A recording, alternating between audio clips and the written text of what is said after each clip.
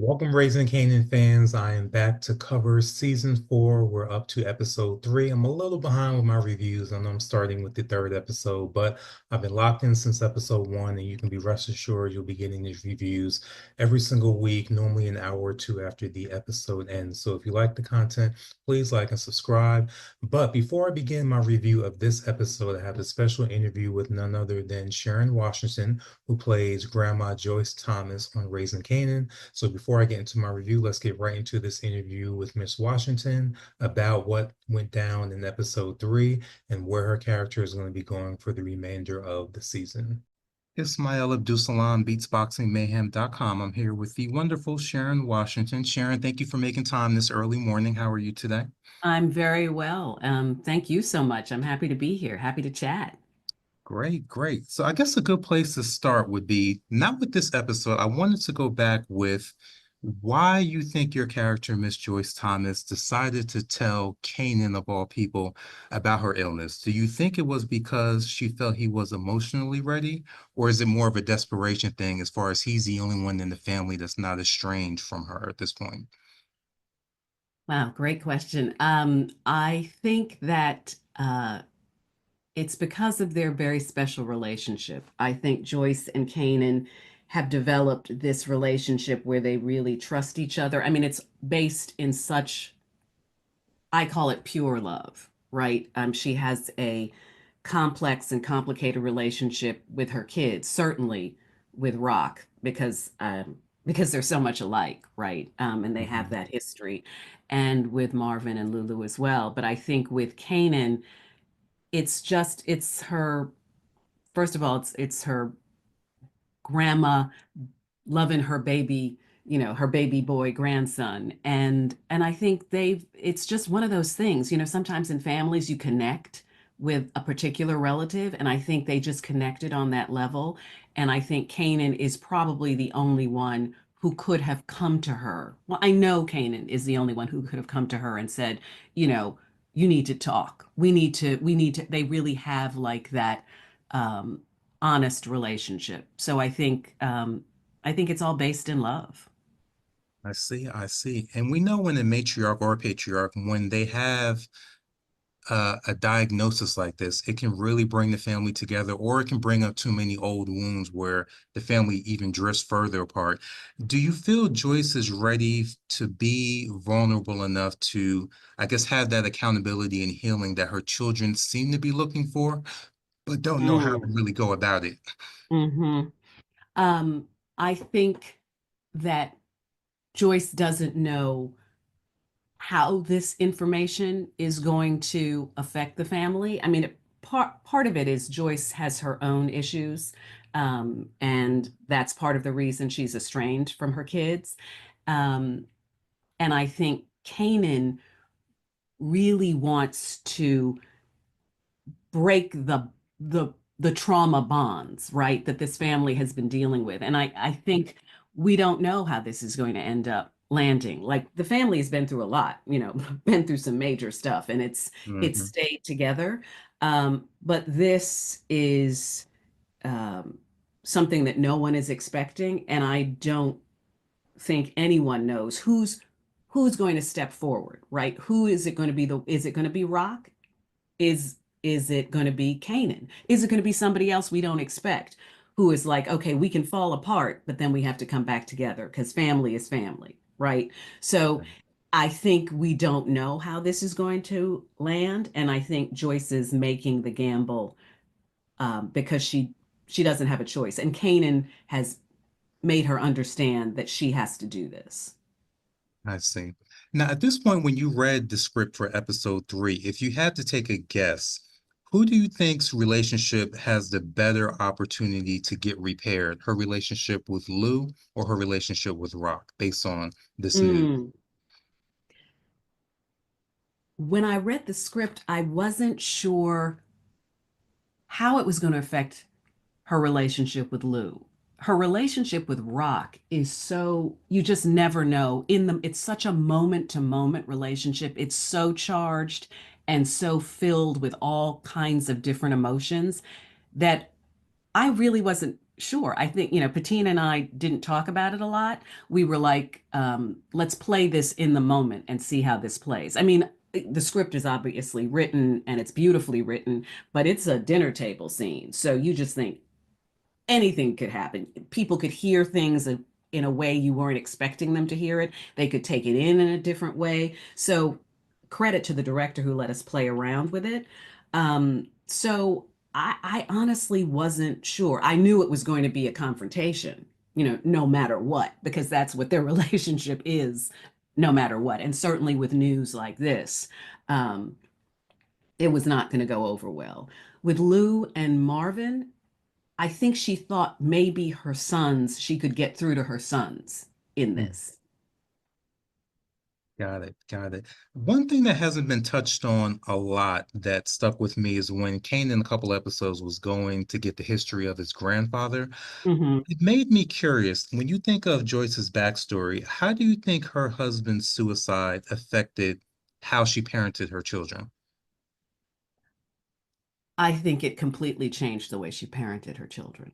And I think that's part of where the original trauma lies, right? Is that she was expecting one life with Elijah, with her husband, and she got another one. Hmm. And he was creative and a beautiful spirit and uh, much like Lou, right? And I think she thought she was going to have a different life. And I think when he died, she was left with like, well, what do I do? And I've got these kids, um, and I just don't. She wasn't prepared for that. So I think that's part of how the breakdown of their relationship started. And each of the kids has their own image of what their father was. And because he's not there, they can kind of shape it and mold it to what they think it was. Right. And Joyce is saying, you think this is what it was, but actually, this is what it was. So everybody has their own story. And I think as we move on in the season, um, you'll begin to understand how each person took that particular event, that life-changing event. It absolutely changed the trajectory of the family. Absolutely, absolutely.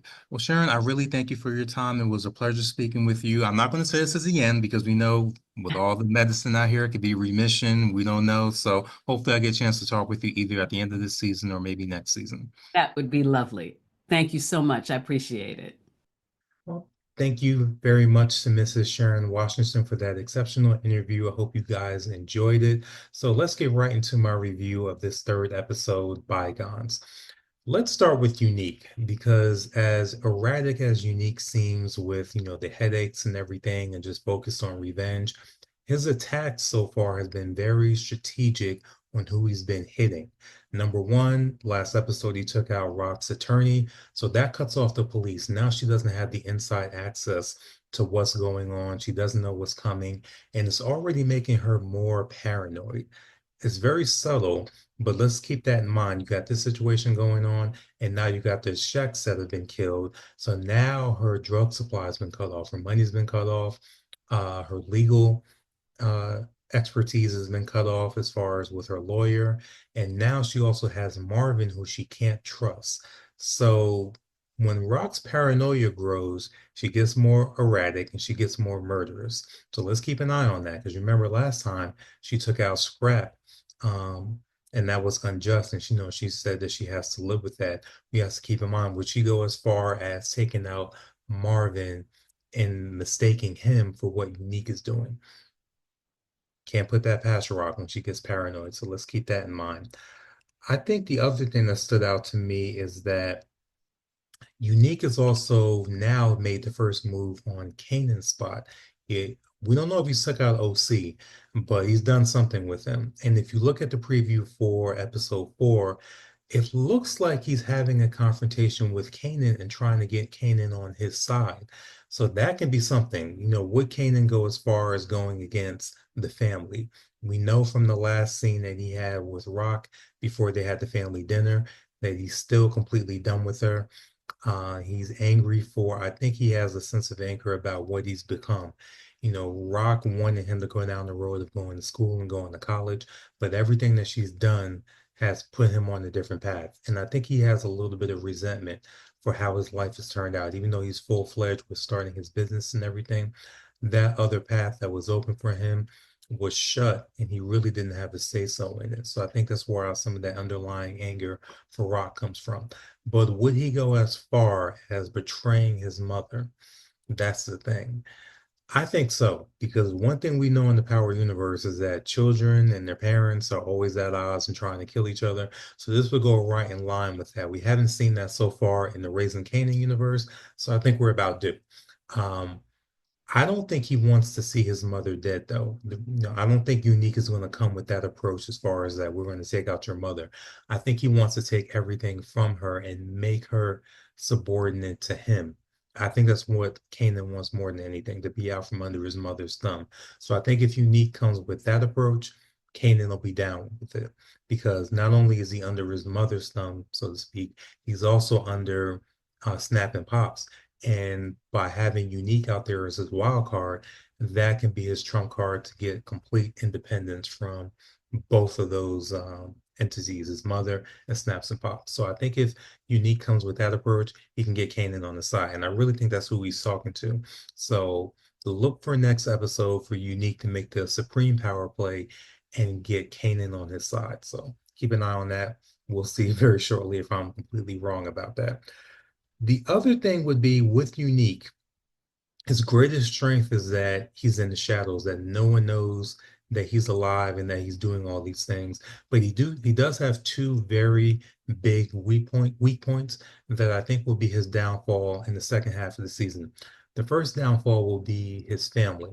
He hasn't made contact with his girl yet and his child, but we saw in this episode that he's putting money out there. And I think eventually she's going to put two and two together and they're going to have a meeting. I think that's his weak point because that can be a way for Rock to get to him and him visiting her. Rock sets him up to be ambushed. That's the way he can be taken out. So the family is one weak point. The second weak point is his man. I think his name is Early, the mechanic. He knows for a fact that Unique hit the Chinese spot. That's why he got the money. And he also knows that Marvin is looking for whoever did this. So that is a weak point where potentially if Early sees Unique getting more and more erratic, he can give them up to Marvin. So I do think that Early is going to get killed by Unique at some point, but he might give up Unique before that happens. So that's another weak point where Unique's identity can be revealed. And then at that point, he's going to be on the defensive because he doesn't have a crew unless Kanan becomes down with him. So if uh if we have a three-pronged attack of uh, Lou, Marvin, and Rock coming after Unique, I don't think he has the muscle yet to really combat that, even with Kanan on the side. So those are the two weak points we need to keep an eye on as the season progresses. Now, I've been saying for 2 seasons now that one of the brothers is going to die. I've been wrong so far. I was wrong in season 2, was wrong in season 3. But I think at this point in season 4, I think I'm a little bit more confident that one of the brothers is going to go by the end of the season between Marvin and Lou. And if I had to guess, at this point, I think it's going to be Marvin. And the reason why is because Marvin has been making a lot of big, uncharacteristic mistakes this season so far. This whole thing with Stefano, I think, is really dangerous because number one, he botched an assignment and killed somebody that he wasn't supposed to. And he's thinking Stefano was so buddy-buddy with him. But with any of these guys, any of these big crime figures, money is the bottom line for them. And when you're messing with their money, you become expendable. And particularly with the mafia, they will kill each other over trivial reasons. He's an outsider and he's getting a little too comfortable with Stefano, thinking he can make these independent moves like that and not face any consequences, particularly when he's doing it on his own and he doesn't have the backing of the rest of the family with him. So Stefano was one person that could potentially take him out. Unique is another person that can take him out in his revenge tour because Marvin is all out there. And the other thing that makes me feel Marvin is being set up for a potential kill is this whole scene that we got with Amber. It's kind of a callback to the humanity and growth that Marvin was showing last season, getting his anger under control, focusing on his breathing and everything, looking more into his personal faults. All that has kind of gone by the wayside so far this season, but that glimpse back to the tender Marvin, the one that can be a loving godfather, that to me is a setup that he might be going soon. So let's keep an eye on that. Let's see what Unique does. Let's see what happens with Stefano. But those two things, and then the third thing with him lying to Rock's face. I mean, look at the disappointment on her face. When she can't trust you, she can't rely on you, and that makes you expendable. And there is a scene in the trailer where um, Rock is crying. Is she crying because she took Marvin out? We shall see. Would she be willing to go that far? I say yes, because when you break her trust, she takes that completely personal. And with all these killings going on, and she doesn't know where it's coming from, I can see her making the mistaken judgment that, Marvin is trying to steal her empire and her making an irrational move like she did with Scrap and killing him. So let's keep an eye on that. But if I had to guess, I think Marvin is potentially the big character death that we'll see this season, the way things are going so far. I know it's early. If I had to pick, I think it's going to be Marvin. I think finally, after 2 seasons, I may be correct with one of the brothers finally dying. The next thing I wanted to focus on was Juke. I really was impressed with what they did with her storyline, particularly with the military one. I did some research on this, and this whole entry-level separation thing is actually true. It started in 1993 with the whole don't ask, don't tell. You reveal your sexuality and you turn out to be gay. If you've been serving for under 180 days, you can get the early separation or entry-level separation. So that was completely accurate. So kudos to the Raising Kanan staff for coming up with a realistic storyline that probably touched home for a lot of people that did serve in the 90s and remember everything that went on with that. Also, keep in mind, this started happening in 1993, so that gives us a little bit more of an accurate year of what season of Raising Kanan this is going on. And it has to be at the earliest 93, possibly 94. So with you, Jukebox, we've been wondering how she's going to get that pipeline into law enforcement. We thought it was a cop that died at the end of last season or the beginning of last season. So it wasn't that, but it could be what's going on with her going into these gay clubs and being around these older professional gay women. That can be her exposure there because we see already that she doesn't want to get involved back in boosting and back in the street life. So getting around these mature women, these professional women, that can be her career path. But on the other end, I think, for those of you who have any gay friends, you probably know they go through just as much drama as straight people do when it comes to relationships. So I'm interested to see, will Juke start to get some of that drama when she gets into another long-term relationship and where that goes with her, how that affects her mentality?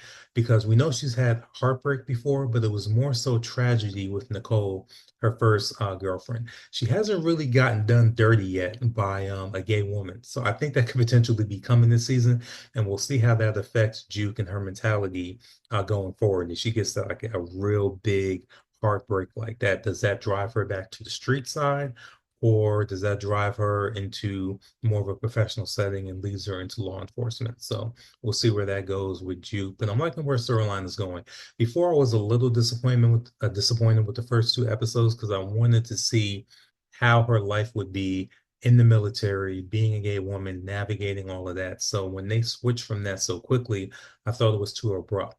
But on the other hand, I think having her be the only character that's out of state, just financially, that might have been too much to shoot to have a whole new cast of characters just revolving around Jukebox. So I understand why they brought her back into the fold and brought her back into New York City. But a lot of possibilities with her storyline and her embracing, her womanhood as an outwardly gay woman. There's a lot that they can do with that and with her storylines and with being around those older professional women. So we'll see where that goes. The last thing would be Kanan. I did like the scene before the dinner where he basically dressed down Rock and her hypocrisy, wanting Kanan to be, there's a time you were going to be going to school. he was right for saying that. How could you even bring that up when everything that you've done is pushing me down the path that I am now? You killed my father in front of me. You got me in the drug business. You're trying to regulate the drug business. This is where I'm at now. There's no way you can even push me back into a straight life. You know, this stage of his life is the most important to his development, and all he's seen is manipulation, being an opportunist, being a liar, being everything that you need to excel in the streets. And this is a path that they put him on. And there's no turning back at this point. I don't think he can be redeemed with everything that he's going through. The only humanity that we've really seen with Kanan is his interaction with Grandma Joyce and trying to get her back on her feet. And but that's about it. And once she goes, if she does pass, then it's going to be completely the Kanan that we know from the original Power series. The other thing I've noticed is that Crystal is becoming more and more like his version of Tasha. She did her first thing that kind of put her in the game, so to speak. Essentially, she was the one that helped bribe the leasing agent. It was her idea to give him a little extra money to keep Kanan's name officially off of the lease. So that's putting her slowly into his criminal business. So the more and more she gets involved, the more and more that's going to put her at odds with Rock because Rock wants to be the main woman in his life. Now we see we had the first confrontation between them. And it's funny because I think in a way, Rock is looking at Crystal as a younger, more naive version of her. So she's almost looking in the mirror, so to speak, even though I don't think Rock was that naive when she was that age, she can still see Crystal all in love, wanting to be possessive as Rock is with Kanan. She can see all that in Crystal. So in a way, she kind of respects it a little bit. So she didn't go as hard on Crystal as she normally would with someone that's an outsider. But we'll see where that goes. The more and more she gets involved, more and more she can become a target. She almost became a casualty when she ran and tried to bark on Unique. So the more that they're hanging around there, the more that Unique is hanging around there, it puts her more in danger. So we'll see where things go with Crystal, but she's another one that could potentially not make it to the end of the season. And let's not forget Jukebox. She doesn't have any love for Crystal as well. So once she sees Crystal having more and more sway over Kanan, I can see Jukebox putting hands on her too. So we'll see where all that goes. But I really like this episode. I thought we're moving along very well this season. I'm liking what Unique is doing, even though I miss kind of the cool and calm and collected Unique from last season. After that type of beating that he took, there's no way that he can go back to that. So it's funny that he has a little bit of elements of Ronnie in him as far as the violence and how quickly he's willing to escalate things.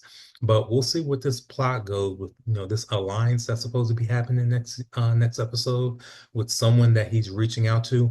It looks like it's Kanan, so if it's him and Kanan going forward to take down his mother, that's a plot I'm interested in because that's going to blow up in Kanan's face because someone like Unique cannot be completely controlled. So we'll see where everything goes.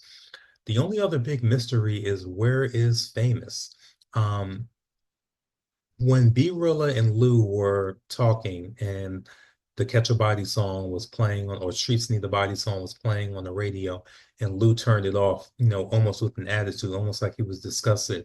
That was the first time that made me think that maybe Famous is dead. Maybe Rock or someone, or the word got around that he might be snitching too much and somebody took care of it before Kanan or anyone else knew. That's my first inkling that that happened, just the fact that Lou was so disgusted by Famous's memory. But I don't think that's the case because if he was really gone, I think his mother would have already confronted Kanan already about where's my son? He's disappeared. No one can find him. So the fact that she didn't do that lets me know that she knows where Famous is at, that he's somewhere secure. But that makes me think more so that he may be talking to the authorities. So I like to think that Famous wouldn't do that because we've known him for all these seasons, but he has been isolated. He is away from everybody and he's scared. Um, I can see him going down that road. Hopefully not. But the third option would be what Kanan and Juke were speculating about, that he's somewhere with his sister in LA. His sister has already made it out there. She has a bit of a singing career. That would be a little bit of a twist. Maybe she helps him get a record deal with somebody out there, and then he comes back with a new record, all polished and everything, better production, screwed over Lou in his contract, and he's now with a bigger company that can get him out of his contract. That would be a bit of a twist. No, I wouldn't mind that so much, but I'd rather that than Famous being a snitch, because if he is a snitch, then we know eventually he's going to get killed. And we don't, nobody wants to see Famous get killed. Even though he's a clown and everything, he's our clown. We've grown up with Famous. I'd like to see him not go down that route. So that concludes my review of episode 3 of season 4 of Bygones.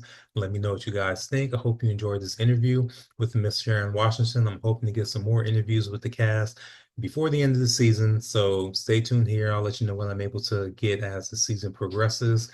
And I'll be back to cover episode 4 next week. Make sure you like and subscribe, and the rest of you, and hopefully everyone has a great weekend. And I'll see you guys next week.